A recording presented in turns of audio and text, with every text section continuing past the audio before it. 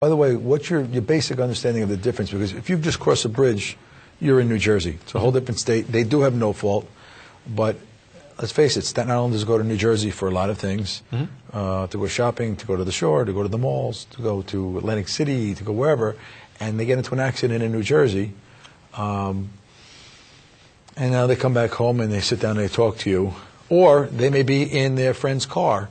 There may be a passenger in a car driving in New Jersey. Basic difference in no fault?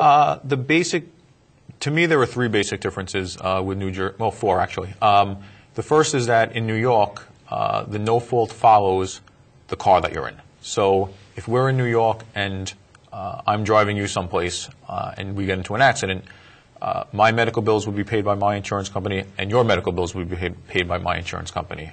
If we're in New Jersey, it follows the person, not the car. So I would pay, my vehicle would pay for me. You would have to go to your household vehicle to get your payment. Everybody in the car has to go to their own household vehicle. Correct. For no fault insurance. And if there's no household vehicle, then the vehicle then it would go to the vehicle. And the other difference is in New York, the doctors don't necessarily have to get pre-authorization or pre-certification for certain treatments. They treat the client or the patient, they send their bill in, and typically they'll get paid up until the IME denial.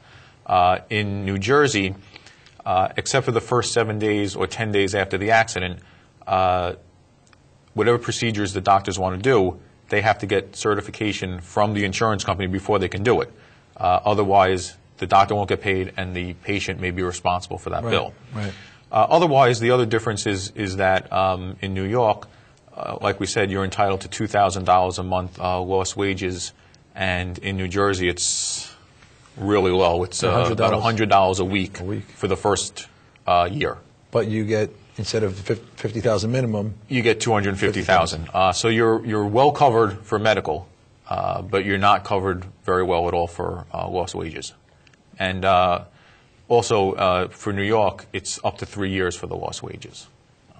Okay. And I guess the other thing to throw in the other side of no fault is that threshold, those categories. Right. Is, I think you have a list of just 4 or 5 in New Jersey, as opposed to the 9 in New York. Right. There's 5 in New Jersey. There are subtle differences. Some of them are the same. Death starts both of them as the most serious injury. In New Jersey, for instance, you have to show, I believe, a displaced fracture, as opposed to New York, where it's just a fracture to meet the threshold. And the least serious in New York is that number 9, which is that non-permanent injury, where in New Jersey you have to show some sort of permanent injury. So you don't have that 90-180-day rule in New Jersey. Right.